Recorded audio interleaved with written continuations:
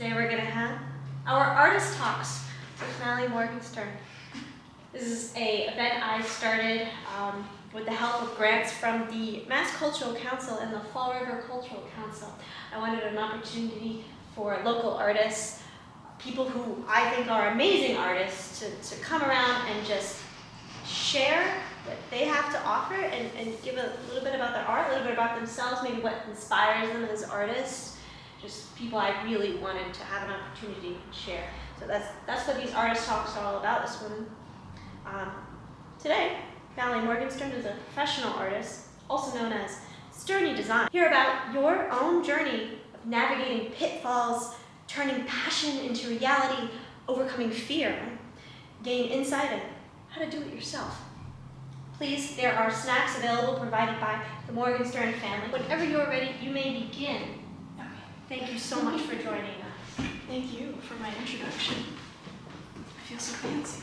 My name is Mali Morgenstern. I am known as Sterny Design online.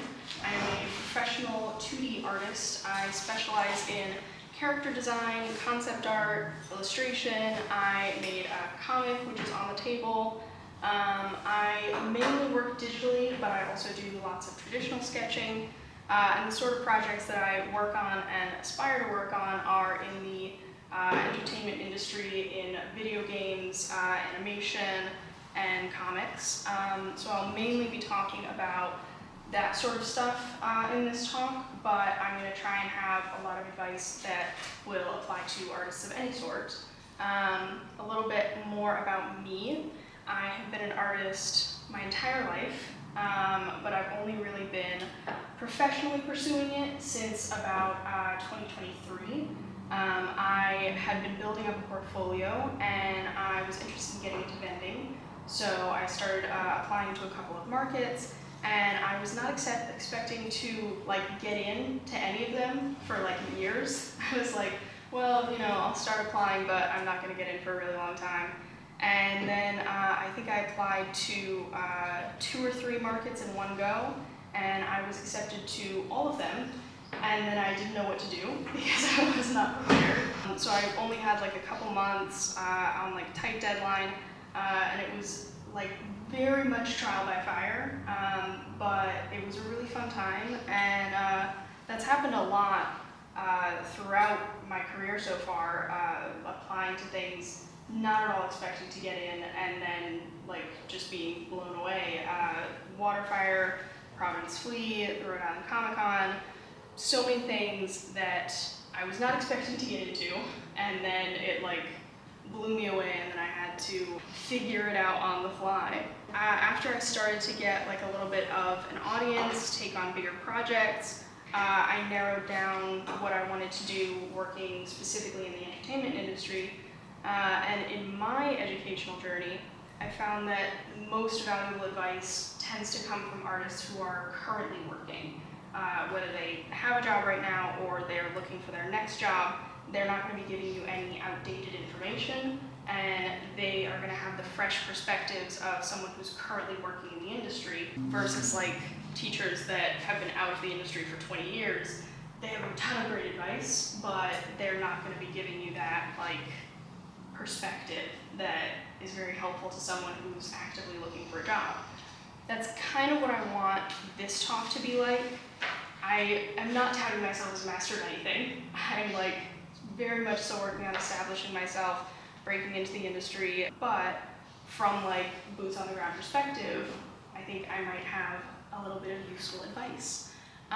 So in this talk, I'm going to be going over some of these main points, my own experiences, habits I've developed that have led to more consistent art practice, and I'm going to talk broadly about these things that hopefully will apply to artists of any sort, but more specifically stuff in the entertainment industry and resources that have really helped me in my fields. These points, all of them are very important, and I'm going to go into depth on all of them, but the first point is really what I find has been the most important to me. I come back to it a lot in my practice, and I think a lot of the advice that I see and that helps me sort of like, it all comes back to that point for me. And I am going to try and explain why I think it's so important. The first thing that I want to point out is the difference between being a successful artist and being a successful professional artist. When I say in the second quote that as an artist you only ever fail when you give up, I'm talking specifically about the core of being an artist. Being a professional artist is very emotionally complex because as an artist, we have a lot of trouble separating ourselves from our art. And unlike most careers, it's not just a job, it's who you are. You know, you are an artist. It's not defined by your career, it's defined by how you look at the world and the desire to create things and tell stories. So when trying to find success professionally, artists have that issue of separating themselves from their art, and anytime you face critique or judgment, you feel like it's a judgment on yourself, not just your craft. When you get rejected from a job, you feel like your art isn't good enough, that you aren't good enough, and this emotional involvement in your career can very quickly become your downfall. So when I say, as an artist, you only ever fail when you give up, what I mean is that failure as an artist is impossible because you are an artist. You can't fail at that. The only way that you can fail at being an artist is if you believe that you have failed, because you are the only one who can strip yourself of that title. Professionally failing is possible, but separating that core of being an artist from the job of being an artist, once you make that separation, you're not going to be overly invested in everything that you're creating, and you're going to see it more so as an extension of yourself than as your entire identity wrapped up in what you're creating. You can't fail by making bad art because you made art. That's a success. If you spend all day drawing and at the end of it you think, these are all terrible, I haven't improved at all, I'm not going anywhere with this, you just spent the entire day drawing. That's success. That's a gigantic win. And if you keep doing that over and over again, you will make progress. The real failure, being an artist, is allowing fear of making bad art or fear of failing to stop you from trying, to stop you from applying to a job or from just making art at all. If you're too afraid of failing, it can just completely stunt all of your progress, especially in concept art. Concept art is all rejection. You make 100 concepts and they all get rejected, and it's very easy to get wrapped up in that, but especially in the entertainment industry, it's not necessarily about you haven't made something good, it's about you haven't made something that has served the brief. You haven't made something that works for the project. And it's just part of the job. You have to make 1 million pieces, have 1 million pieces be rejected, and then keep doing it. So if that rejection and that critique is getting at you too much, it's just going to build up, and then you're not going to be able to make any art because you're going to be afraid of making something that you perceive as bad. Once you manage to separate yourself from your art and you realize that nothing can actually threaten your identity as an artist because that's established, whether you find professional success or not, you are still an artist. That identity is still protected in yourself. Now, when I talk about success and failure, defining professional success is very important because as a professional artist, there's no one definition of success. For each individual artist and for each individual career path, there are different things that could define success for someone. For one person, success might look like doing art part-time and just doing freelance gigs. That might be success. That might be the peak, the goal.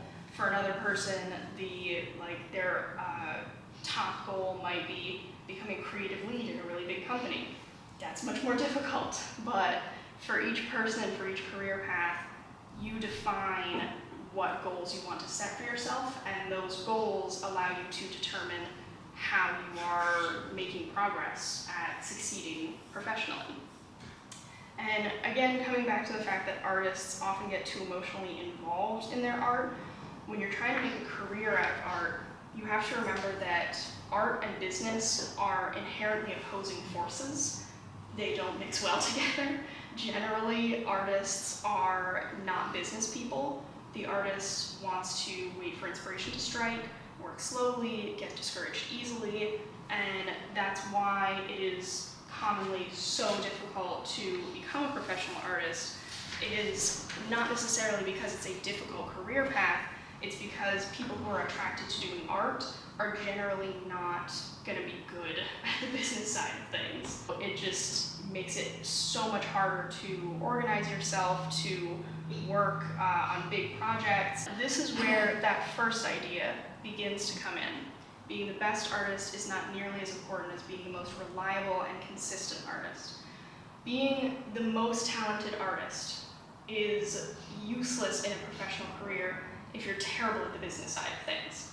If you are unbelievably skilled, but you can't communicate with anyone, and you can't keep on deadlines, and you can't market yourself, nobody's gonna see the beautiful art that you have because you don't have all the rest of it. You don't have the ability to market yourself and to work with people. And those are essential things in a professional career. You're just gonna get so much more out of working on the business side of things versus just trying to bang your head against the wall, trying to improve your artistic skills, and then you wonder, why am I being passed over? Why are artists who are not as skilled as me being selected for these jobs? And it's because they might not be as skilled as you on actual art, but they are more skilled than you in communication and business and marketing themselves. And the most valuable skills that you can acquire as a professional artist generally don't actually have anything to do with art. As for being reliable and consistent, what I mean there specifically is most artists tend to be very inconsistent both in the quality of their work and how often they are actually making art. These inconsistencies will lead you to be an unreliable artist. So, especially in production teams, if you build a habit of consistently and purposefully making art, your predictable quality level will begin to come up. So you can sit down and say, I'm going to draw 10 characters, and you have a predictable level of quality that you might draw like a character that you think is kind of bad, you might draw a character that you think is revolutionary, it's so good, but the baseline, you can say, I know that I can create 10 characters in this amount of time that are at least this quality level. That consistency is what separates hobby artists or artists who are just not production workers from artists who are actually going to be able to enter the industry and work on big projects. Consistency and being reliable is just essential for production work, because it's not just about creating stuff for yourself or even for something larger, but doing markets or galleries. If you don't create the 10 pieces that you wanted to make, the person who's going to be upset is you. You're not working on a team, you don't have to deliver something. Working in the industry, if you don't deliver the 10 pieces you were supposed to deliver, the whole timeline is messed up. Building this habit up, being consistent, can be very slow. Again, artists versus business, forcing yourself to be consistent can sometimes be the most difficult part of all of it. Consistency is often misinterpreted as giving 100% every day. That is it'll burn you out immediately. Consistency is, it has to work for you. It has to work for your schedule, your learning style. Maybe for you, it's making one small drawing every day. Maybe it's making a certain number of drawings per week.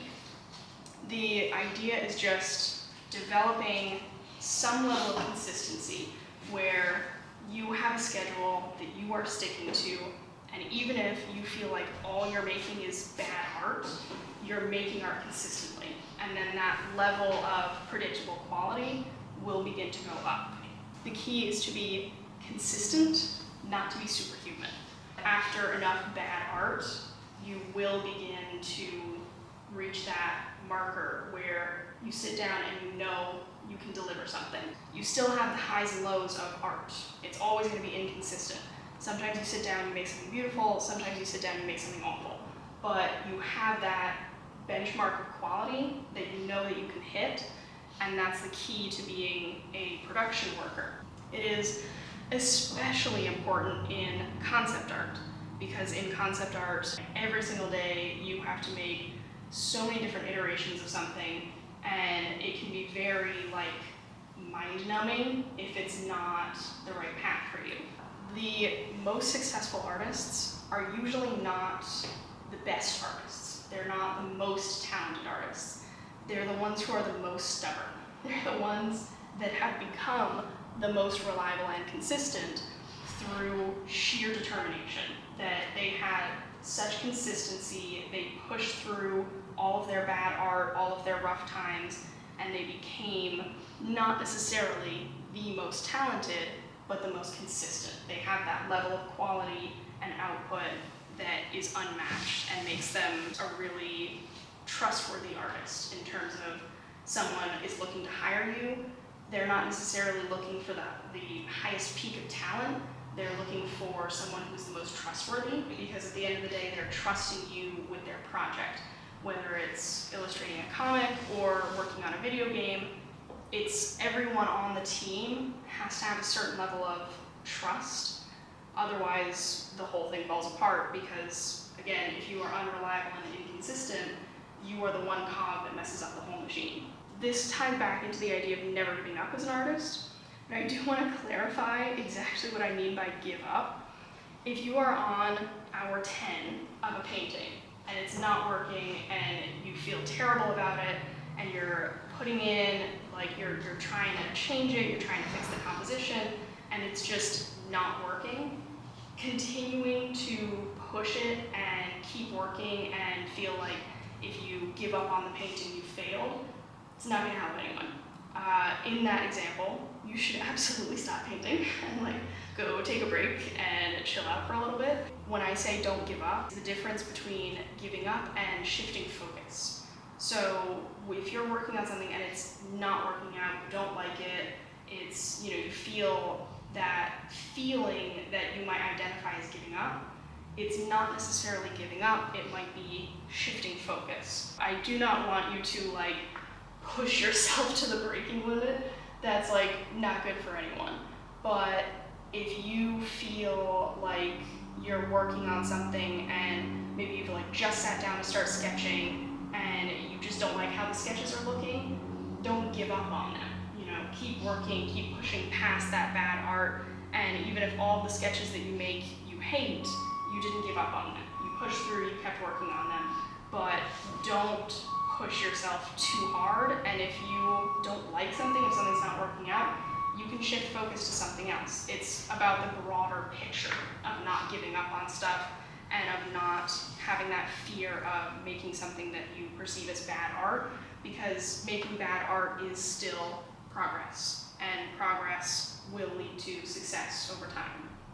A trap that many artists fall into in studying is generally what I call the study trap. You know you need to improve, so you practice, you take a couple classes, watch some YouTube videos, and you spend so long practicing these ideas of sitting down and being a good student and studying, that you don't end up actually applying any of the lessons that you've learned. If you spend all day studying, but you spend only half of that time actually applying those lessons and actually practicing them, you would improve so much faster than just diligently studying all day and not actually applying any of the lessons that you've learned. Personally, I struggle with this all the time. I still struggle with this constantly. I have a hard time stopping the studying and not just spending all of my time intellectualizing this knowledge without actually practicing it and applying it to my practice in art as opposed to in my head. And there's a second part to the study trap, which is studying the wrong things. As an artist, your time is incredibly valuable, especially when you're still working on establishing your career. If you want to get into landscape painting and you spend 2 weeks working on human anatomy, you're going to be a little surprised when it doesn't work out for you, when you don't make any progress in your field. When you dedicate time to studying and improving your craft, you should always stop and think, is this what I should be learning right now? Or is there a higher priority thing that I should be working on? For me, I like to think of this sort of like a video game, where I have a bunch of skills I can level up, and certain skills will be more useful at different points in the game. If you are a fairly skilled artist, but you have no business skills, studying business skills is the priority. Getting better at art is not actually going to help you at that time. Having this direction in your career from taking the time to think about these things is very, very important. For me, I spent a really long time just thinking that I wanted to be a professional artist, but I didn't really have any direction, and I would get interested in some particular area, practice it for a while, not terribly effectively, and then I would move on to the next thing that interested me. They say success happens when opportunity meets preparedness. This comes into being reliable, being consistent, and studying the right things at the right time. Being prepared for the opportunities that come by is half of the battle. The opportunities will come. You are the one who has to be prepared for them. I'm going to talk specifically a little bit about my own fields here, but the overarching advice will still apply to basically artists of any type. If you are interested in getting into a specific field, you should start researching it from the largest category down to the smallest category, and start with brainstorming before you get into any sort of in-depth research. So, for example, for me, if you're interested in working on video games, first area of research, art jobs in video games. Really broad, see what jobs interest you. You should not be going too in-depth on anything. If you see, UI artist, logo artist, splash artist, anything that catches your eye, write it down, note down ideas that you're having. Once you have these ideas noted down and you have a little bit of direction where you want to go, then you can start doing research. And this is the part where you need to put aside any biased feelings, especially it can be negatively biased. Sometimes like people think UI art or logo art, sometimes first impressions that's a little boring. So you might have a negative bias toward a certain field. You also might have a positive bias toward a certain field. Oftentimes, character artists are seen as like superheroes of the industry. It's a really flashy job. You get everyone knows the characters from the video games. So it's a very appealing job. This is where the research comes in, that you might think a certain job looks very appealing on the outside or very boring on the outside. But when you get into it, it might be completely different than you thought it was going to be. And a job that you thought might be really boring might actually be the job that's perfect for you, the job that you like the most. If you were to research concept art for 10 minutes, you would see a bunch of beautifully rendered paintings, really in-depth diagrams, like just some of the most beautiful art that you've ever seen. And you think to yourself that this is what you're going to do in concept art. When in reality, if you dig a little bit deeper and look more at the reality of concept art, that's like 5% of the work that you're going to be doing, but that's the stuff that looks flashy. So that's the stuff that gets posted, that's the stuff that companies will share. If you dig deeper into the field, you'll see that the reality of concept art is a lot more rough, a lot more raw. You're going to be doing very messy sketches. You're going to be doing tons of iterations, which is something that you generally don't find from very surface level research. And this goes for every field and every job, that there's generally going to be some sort of surface level impression that might be very different from what the reality of the job is like. Especially in the entertainment industry, because there are two sides to the entertainment industry. There's the production side, and then there's the actual face side of the products. So you'll see a lot of in-progress shots from video games that technically are concept art or works in progress, but in reality they are the final concept art. So they didn't show you all of the hundreds of ugly sketches of this character, they just showed you the final concept design that they settled on. Now, when you're doing this research, you want to pay attention to what you are discovering about the job.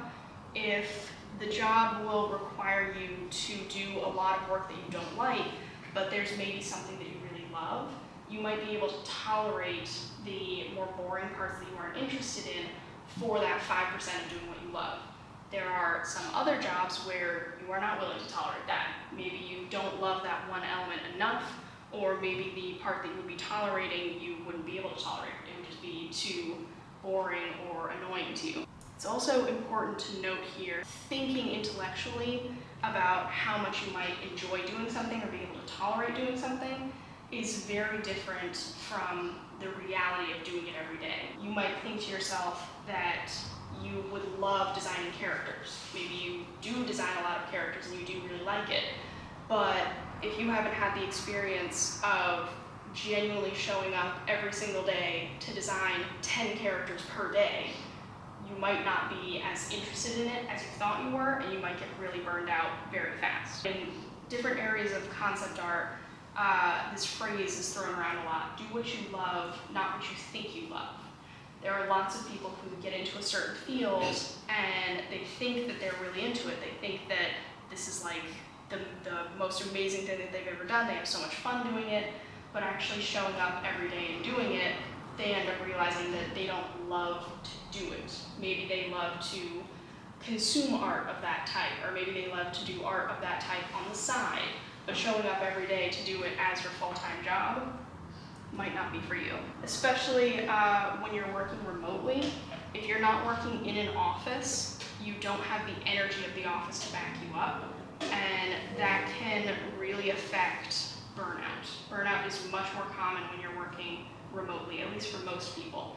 But that difference again between remote work and office work is another thing that you need to think about if you like to work remotely, if you don't like to work remotely.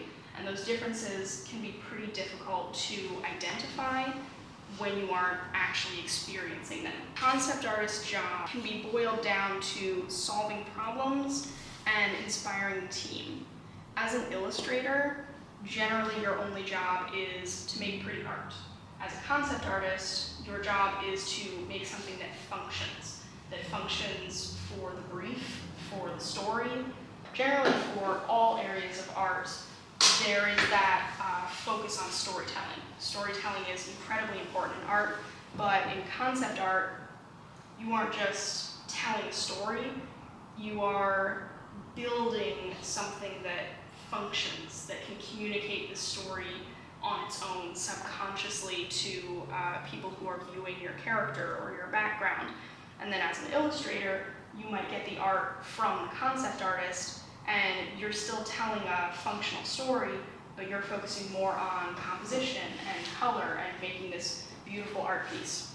Storytelling is always a very important element in art. It just is more or less important or more or less difficult across different fields. In concept art, there are generalists and there are specialists. Specialists are master of one and generalists are jack of all trades. The one thing that I will say about generalists versus specialists is specialists are generally hired for bigger companies because bigger companies have higher budgets and they hire more artists. Generalists are people who are going to do your background, your characters, they're going to do all elements of the project. They're generally going to be hired for more indie projects because indie projects generally only have the budget to hire one or two artists. Specialists will be paid more generally, but it's more difficult to find work. As a specialist, it just narrows you down a lot. If you only do characters, you're passing up on tens of jobs for the one job that has character artists. Versus as a generalist, you can basically apply to any and all jobs, and big companies do still hire generalists, but they are much more common in smaller companies. Being a concept artist, being an illustrator, being any sort of artist requires a massive amount of creativity, specifically in the entertainment industry, because you can't afford to take big breaks. As a production worker of any sort, you have these deadlines, you have these projects, these things that need to be fulfilled. So if you're trying to say to your art director that you just don't feel it, you're not feeling inspired, you need to take some time off to regenerate your creativity, they don't like that. They get a little frustrated with you. You're part of this team of people, and coming back to being reliable and consistent, you need to be able to meet these expectations and to have this predictable quality level. People tend to have this misconception about creativity. Something that's thrown around a lot in concept art is being an ideas guy, that people tend to think creativity is just sort of something that you have at a base level, that some people are creative, some people aren't creative, and you can't really get more creative than you currently are. That's just wrong. Creativity is a skill, and just like any other art skill, it can be learned and strengthened. The key to getting better at being creative and having good ideas is to shift your world lens from passive to active. So when you're walking down the street, when you're watching your favorite movie, when you're playing a cool video game, instead of just experiencing it, take the time to actively think about what you like about it. Analyze the camera work of the movie you're watching. Admire the level design of the video game you're playing. When you're consuming other people's art, it's very easy to do that very passively. And changing that to an active, you're thinking about it, you're analyzing it, you're thinking about how it makes you feel, what you like and don't like, what ideas it might give you for your own projects. It will become subconscious, and shifting that view to being active, to actively participating in the art that you're consuming, will make you more creative. And in concept art, there's so many moving parts, so many different elements. You have to be a really good team player and communicate really well to be a concept artist. Versus being an illustrator, it's a lot more straightforward workflow. It can still be incredibly complex, and you might be working on a team and communicating with a lot of people, but being an illustrator is generally more of you're just working on yourself, you're working on your own. Generally, illustration is moved out to remote freelance workers for that reason. When you're doing remote work, I want to mention here the importance of having a good studio setup. If you aren't working in an office, it's really easy to just kind of work from whatever you have in your house, and that can lead to a lot of disorganization, both like physically, but also just in your head. If you don't have a space to work, it's very difficult to separate yourself from your art, to organize things properly, especially with industry work. 90% of the work that you're doing is going to be done digitally. So if you don't have a good tablet set up, if you don't have a really comfortable chair, this work is going to be 10 times more difficult doing it remotely. So if you do want to become a remote worker, having a good home office or wherever you have your setup is very, very important. The entertainment industry changes fast. Keeping up with the times is important, but not nearly as important as having timeless skills. In this industry, trends rise and fall very quickly. It is very, very fast-paced. Things change on a dime. New technology and techniques are changing the landscape constantly, and what skills are in high demand is constantly changing. Every field is going to be a little bit different, but the entertainment industry as a whole generally follows certain societal trends that change really, really fast.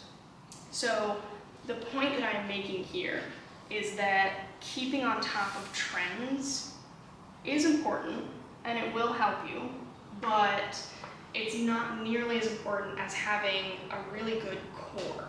If you have good business skills, a good fine arts base, and you're well connected in the industry, you don't really have to worry about following trends because ultimately you will be in demand no matter what the current landscape is. As a reliable and consistent artist with a good base, you will be in demand.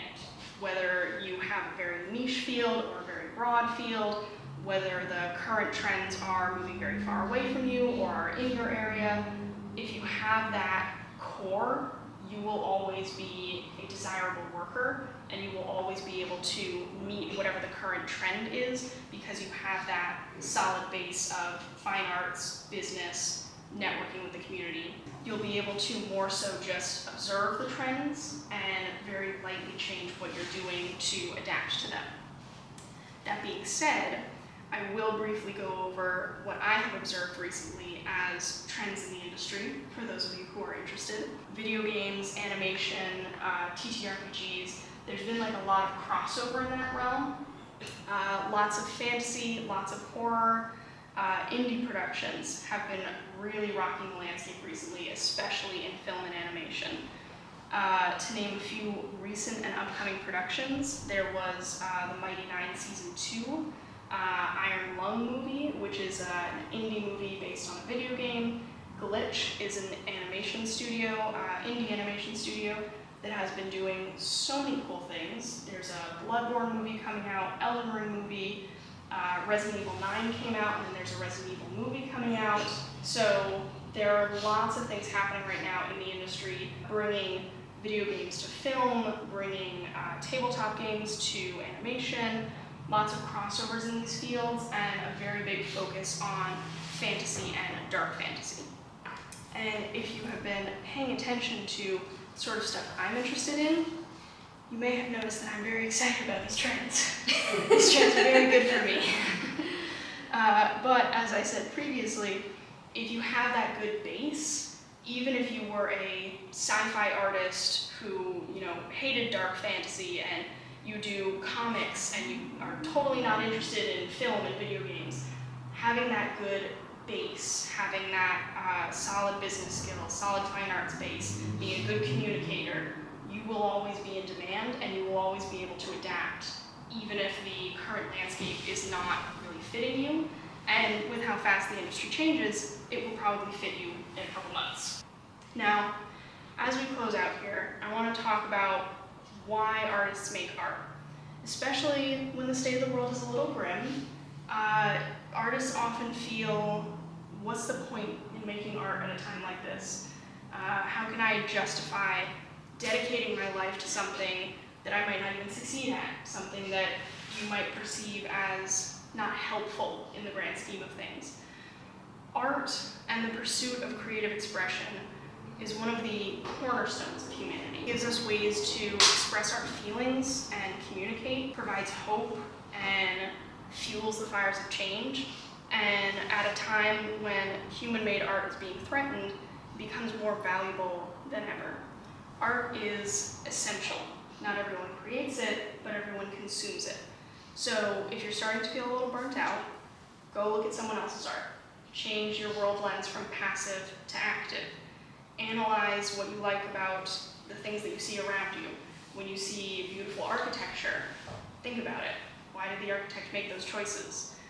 Anytime that you are consuming art, actively think about it, bring that inspiration back into your own work. I want to bring up two quotes specifically that I find very relevant. Sid Mead, often regarded as the first concept artist, was a pioneer of his time. At a university lecture, when asked how long he would make art, he answered, "As long as I am able." He made huge waves in concept art back in the day, especially in sci-fi. He made really, really cool art. And even back then, there were questions around, dedicating yourself to art. Is this a worthy pursuit for your entire career, for your whole life? Being an artist, it's who you are. It's your identity. It's not something that you can choose to be or not be. It just is who you are. And choosing to pursue it is always valuable in the world. Heather Cox Richardson, renowned professor of American history at Boston College, wrote that because authoritarians rely on fear, anger, and division to gain and hold power, making art is a peaceful act of defiance. Keep making art, create communities where you are, and don't lose your joy. She writes about this especially poignantly at this time, coming back to that previous point, human-made art gaining more value in these times. The pursuit of art as a career is very difficult, but with a good community and passionate determination, it is very possible. So I encourage you to be as stubborn as possible, get your art out there, and leave the world a little better than you found it. At the end here, I will bring up some resources. These are a couple of things specifically that have been very, very useful to me throughout my career. Line of Action, Shop Cafe, those are both more art-specific resources. Line of Action has tons of poses. It is a pose library. They have clothed poses, nude poses. They have so many different types of people, types of poses. They also have structured timing. So you can select, I want to see 10 poses per minute, and you can just have it run through poses, and it's very, very useful. Obviously, like coming here and doing live figure drawing is way better, but if you want to do like something remote, get like a ton of different models, Line of Action is very useful. Shot Cafe is the largest library of shots from movies, and they have them all organized by type of shot. So you can look per movie, you can look per shot type. You could search for fisheye lens shots. You can search for composition on the thirds. You can search for any number of compositions or shot types that you can think of. They have them all beautifully organized, and it is a great reference, especially for people who want to get into film and animation, to study those shots and just be able to have such an organized library.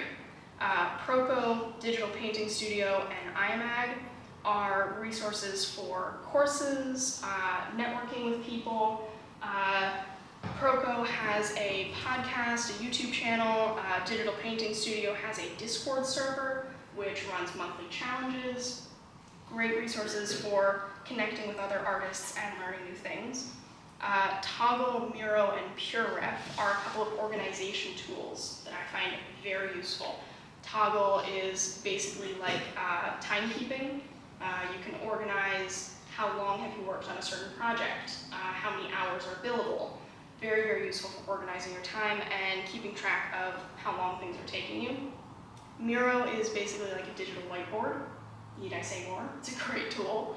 And PureRef is very similar to Miro, but is more for just organizing photo references.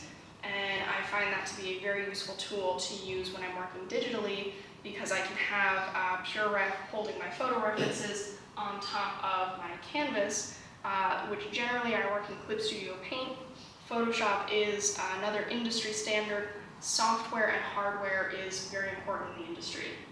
There is no one-size-fits-all, but there are industry standards, and having competency in the industry standard software is very valuable to you. Certain productions don't care what you use, other productions really care what you use. So you might get hired for a job and they say you have to use Photoshop. You might get hired for a job and they say we don't really care what you use. But having at least a base knowledge in industry standard software, very important. Huion, Wacom, and XP Pen are a couple of big tablet brands. Wacom is the most expensive.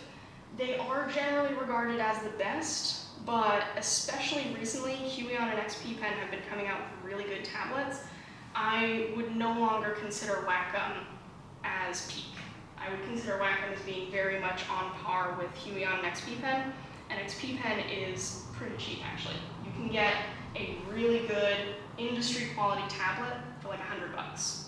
Not like a huge fancy one, but you can start having the necessary hardware and software pretty cheap, sometimes even free. Blender is industry standard 3D software, and it is 100% free. A couple of YouTube channels that are just invaluable to me. I have learned so much from artists who just share what they do, and some of them have more structured courses, some of them are more freeform, some of them are just people, and some of them are entire groups of people who make really in-depth courses. These are just a handful of the ones that have been the most helpful to me, specifically across illustration and concept art, but more so just generally. Lots of them cover just a huge range of things. Chattanooga specifically covers video game concept art most commonly, and Draw Sessions specifically covers lots of traditional sketching. So if you're interested in getting into traditional concepting, Draw Sessions is fantastic. Steven Zapata is one of the most technically skilled artists I've ever seen. He just creates the most beautiful things. And Schoolism and ArtWad and FZD School are much bigger organizations. They have tons of courses, free courses, which is awesome. And ArtWad specifically does lots of monthly challenges, and they have a website with a couple of free courses. But just all of these people, I mean, it's a handful of the people that I've learned from, but they all have just incredible libraries of free information that is so useful to artists of any sort, really, but specifically people in my field. They cover lots of stuff to do with illustration and concept art and the entertainment industry as a whole. And that's it. Are there any questions? So what was the most difficult project deadline and why? That one. I'm so sorry. Yeah. There's actually a story in the inner cover about the deadlines and what I had to deal with. That project, I was working, it was like a personal project really, because the only person who can be considered the client was my mom. So, you know, if I missed the deadline, it's not like I was getting fired. But it's definitely the most difficult. That's the first comic that I've ever made. So, I mean, just that to begin with, like making a comic for the first time, I had to learn everything. I had to figure everything out. I wasn't sure if I was going to have it ready because I wanted to have it ready for the Rhode Island Comic Con last year. And I wasn't sure if I was going to make that deadline. And then at a certain point, I was like, ooh, I really don't think we're going to make this deadline. But I really wanted to have the comic. So I ended up creating basically all of the illustrations in about 1 month leading up to the convention. So that is definitely the toughest deadline that I've worked on, especially because I was learning everything as I was doing it, because I had never made a comic before, which I don't recommend doing. I recommend learning about that stuff before you put yourself on a deadline. Don't you think sometimes the best way to learn is just to do it? Oh, just definitely. To throw in. Definitely, yeah. Yep, yeah, just full committing to something that, I mean, what I've talked about previously, the trial by fire, like, you will learn very fast when you are forced to learn. Where did you learn about the structure of the comic book? That's something I found really fascinating, is how you structure the boxes and the speech bubbles and the lead edges on the pages. Is there a specific location you looked for that? Panel layout, basically just looking at other artists' stuff and learning from it, like not necessarily learning from any one source, but more so what I was talking about, that passive versus active lens. I would go and look at other comic artists and analyze, why does this work, how does it function, why do I like this page but I don't like this page, and then leads and like how to actually make the comic was just so much research and getting confused, and then being like, oh my god, I figured it out, and then getting confused again. So that was just like a lot of research to just eventually figure it out. So, what would you tell your yourself like 7 years ago? Draw more. Draw more. Yeah, coming back to the point about being reliable and consistent and failure as an artist only being possible when you give up, I definitely did a lot of giving up. I would like sit down to draw something and then I would be like, oh, it's just not working out, I can't do it, I don't know, it's not working. And I had a very common problem was I would see something in my head and I would be like, that's what I want to draw. I have such a cool idea, I like see it in my head. And then when I would try to put it to paper, I just didn't have the skill to realize what I was imagining. And that discouraging feeling would lead me to just not even draw to begin with. I was just like, oh, no, I don't have the skill to like do that, so I'm just not going to. And so that like fear of failure leading to me not even trying, I just wish I had drawn more. I wish I had made like 1 million more bad drawings, because then that would have built up that consistency and reliability and avoiding that fear of failure, just like preventing me from drawing at all. Definitely draw more. How does an artist know what trend is going to happen next within character design and illustration, and how do you or other artists prepare for that? So you don't really. It's very difficult. Like there are definitely you can identify trends, and certain people are really keyed into it. Like some people, it's like almost freaky. They know what's gonna happen next, and you're like, how did you know that? Like, how could you possibly have predicted that? They just like have a sense. They're just like really keyed into it. But generally, it is almost impossible to tell where things will go. It's very easy to tell, like, if you're in something, like right now we're very much in fantasy and dark fantasy. That's really popular right now. We're in it. That's gonna be popular for a while. So that's like a prediction, because like it's so big right now, it's gonna last for a while. And if it was starting to die down, you would be able to see that and be able to predict, all right, it's gonna shift. Like something new is coming because this is dying down a little bit, but it's very difficult to tell what will be next. Yeah, it's You kind of very have to be difficult. fully open to whatever's next, to be prepared to join in on that, Yeah. or to make art in some Yeah. way in that. Yeah. The only way really that you can predict it is essentially just by looking at upcoming productions. Like, for example, if fast forward a year or two or whatever, fantasy and dark fantasy is starting to die down, you're starting to notice that, maybe a new superhero movie is coming out next month. You might be able to go, all right, well, maybe that'll become a thing. Because like this is dying down, big popular movie's gonna be coming out, this is the genre of that movie, that might become pretty popular. So you can look at trends of like what's coming out soon that might be able to key you into what might become popular, but ultimately it's impossible to tell what will actually take off, because even if you're looking at the trends and you're like, oh my god, like so much sci-fi stuff is going to be coming out, sci-fi is going to be huge, they might all come out and they all suck and like nobody cares. So it's like, nobody cares about sci-fi right now. Or they like one indie production might come out and it takes off, like it just becomes huge, and then all of a sudden that's the new thing.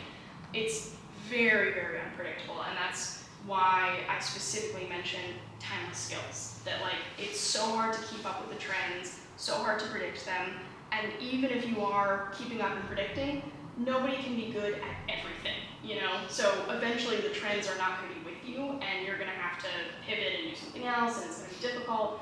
So having those timeless skills, having that good base, will make you always adaptable, because even if you're like, well, I don't really do sci-fi, you're still going to get hired because you are the best artist who communicates, who is reliable, who is consistent, who has a good fine arts base. So even if someone's like, well, you don't really do sci-fi, but you're way more tolerable than these 10 other sci-fi artists, that good base is way more important than stressing about trends, because you will stress about trends. As an artist, what has been your greatest failure and your greatest victory? Greatest victory, I think, has been just like the past year overall. Like making a comic, going to more and more events, just like leveling up my skills, and getting like more organized. Like this talk is full of advice that I need to take myself. Like I need to listen to my own advice. This is, you know, so much of the advice in here is stuff that I keep telling myself, and I feel like in the past year or so, I've been doing a better job of taking that advice and of actually like applying it to my work. And greatest failure, I don't know, I guess coming back to the question that Esther asked, I guess my greatest failure I would think is when I was younger, I didn't make enough art because I had that fear of failure, that I would go to do what I love, but then I would have that feeling of, oh, it's not gonna be good enough. And I would just like take a step back and not spend enough time just dedicating myself to that. I think that is definitely like a failure of mine that you know, as I said, that quote, you only fail when you give up. I did a lot of giving up when I was younger, that like I had that fear and I just wouldn't commit. So when you said that you had all these ideas, but you didn't know how to put them down because you didn't have the tools or the skills yet, is there a way to transfer these ideas that you have around characters or drawings in general in another way that you'll be able to look as an older person and say, oh, I can still do this now. I can, you know, like, could you write them out? Could you, you know? Yeah, there are definitely, if there's a discrepancy, which there almost always is, there's a discrepancy between your current artistic skill and your ideas, your creativity, that like you're having grand ideas in your head, but your actual artistic skill is not quite there yet. There are tons of ways that you can still create what's in your head, even though your skills aren't quite up to par yet. Visually creating, there are lots of ways to just visually create something in an easier way. Like if you have a really cool idea in your head for a painting, and you try and sit down and paint it like with oil paints, and your skill is not up to par, you're gonna fail. That's like, you know, your skill isn't there, you're doing it traditionally, you're painting it from scratch. That's like, you're making it as difficult for yourself as possible. If you instead got out like a tablet, digital software, and maybe just like photo bashed your idea, and then do a little bit of digital painting over that, you can really quickly and easily get something that looks how you want it to. It looks like what you have in your head, and you might be doing it in a way that you don't want to do it. Maybe you want to make the physical painting, or you might be doing it in a way where you just aren't as skilled. Maybe like you're not as skilled or interested in photo bashing, but photo bashing is an easy, quick way to get something looking how you want it. So you can have visual workarounds where you're still creating that visual piece. You can also just, as you said, write it down. Like if you have a really cool idea, but you know you don't have the skill to execute it, just like essentially make yourself a cheat sheet for the future and be like, all right, this is a really cool idea. My skill isn't there yet, but in a year maybe, like, you know, I'll have this goal of creating this, and then you can return to it and have, like, once you have that skill, you can then check back on your notes essentially and make it now that your skills have leveled up. What is photo bashing? Photo bashing. When I first heard that term, I had no idea. Photo bashing. So, actually, It's not hitting photos of the back. no, it's not. This piece was made partially with photo bashing. So, photo bashing is essentially the practice of taking real photos and cutting them up, editing them, shifting them, moving them around. You can actually do it physically, essentially like collage. The term photo bashing generally refers to digital photo bashing. And digital photo bashing you have a lot more control over than physical photo bashing, because when you're doing digital photo bashing, you can edit opacity levels. You can physically manipulate the, like you can warp a photo and adjust it to however you want it to be.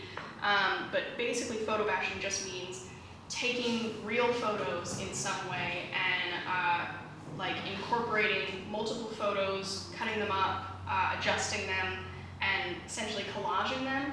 And then generally photo bashing has the implication of then painting over the photo bashed piece. So this piece is, I took just a photo of a girl, cut up her hair a little bit, adjusted some things, added this photo effect background. So I had this base of cut up photos and that I adjusted, and then I painted over it. You can kind of see here like the photo artifacting, that you can see where the photo was, and then you can see like my brush strokes. So it's cutting up a photo, adjusting it, lots of photos. So this piece is like simple photo bashing because it's essentially just the girl's face, and then I adjusted it and then I painted over it.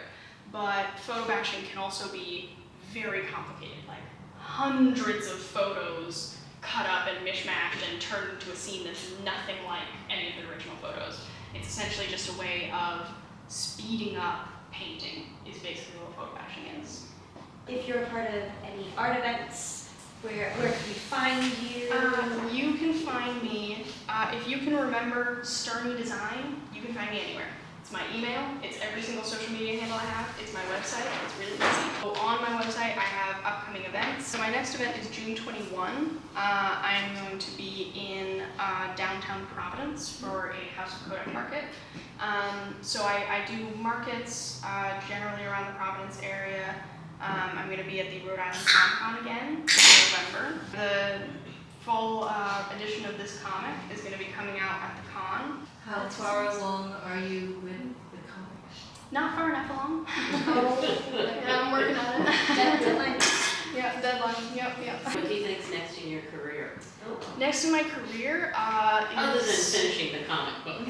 other than finishing the comic book, is getting into the industry. I love the entertainment industry. I love video games and movies, and I really, coming back to like the Heather Cox Richardson point, you have a much harder time changing people's minds with facts than with a story.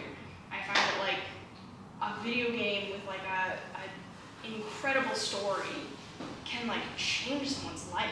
Like it can like turn around the way you think about the world. Like, you know, these things that like can be seen as somewhat frivolous, like the entertainment industry. It's like, it's very much a base of our society. You know, it changes how people think.